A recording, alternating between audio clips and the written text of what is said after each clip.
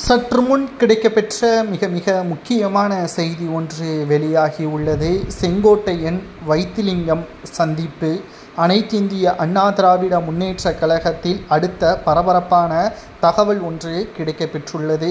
வைத்திலிங்கம் அவர்கள் பன்னீர்செல்வத்தின் ஆதரவாளராக இருக்கிறார். கட்சியிலிருந்தும் நீக்கப்பட்டுள்ளார். தற்பொழுது செங்கோட்டையன் அவர்கள் வைத்திலிங்கம் அவர்களை சந்திப்பதற்கு மிக முக்கியமான காரணம், ஏற்கனவே எடப்பாடி பழனிசாமி அவர்களுக்கு 10 நாட்கள் கெடு கொடுத்திருந்தார். தற்பொழுது 4 நாட்கள் முடிந்துவிட்டது.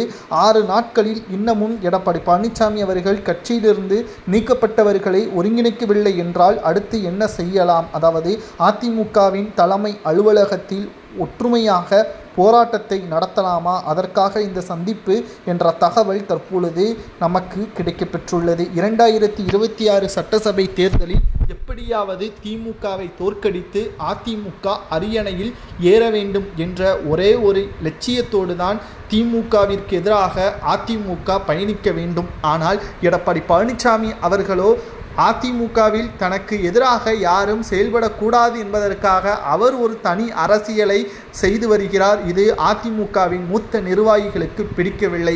அதில் குறிப்பாக செங்கோட்டையன் அவர்கள் வெளிப்படையாகவே பேசிவிட்டார். இதனால் அவரது கட்சி பொறுப்பு பணிகள் அனைத்தும் பறிக்கப்பட்டது.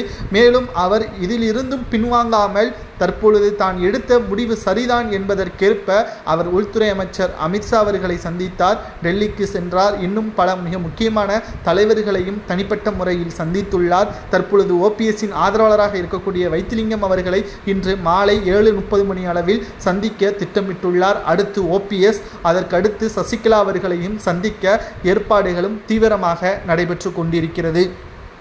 10 நாட்கள் முடிவில் எடப்பாடி பழனிசாமி அவர்களுக்கு எதிராக நிச்சயம் செங்கோட்டையின் தலைமையிலான மிகப்பெரிய ஒரு மாற்றம் அதிமுகவில் நடக்கும் என்ற தகவலை நம்மால் உறுதியாக கூற முடியும். ஏனென்றால் 2026 சட்டசபை தேர்தலில் அதிமுக வெற்றியடைய வேண்டும் என்பதுதான் அதிமுகவின் தொண்டர்களது எண்ணம். ஒற்றுமையாக இருந்தால் மட்டும்தான் அது நடக்கும் என்பது செங்கோட்டையன் அவர்கள் கூறியது சரியா தவறா என்பதையும், செங்கோட்டையன் அவர்கள் வைத்திலிங்கம் அவர்களை சந்திப்பது சரியானதா என்பதையும் மறக்காம கமெண்ட் வாயிலாக கூறுங்க.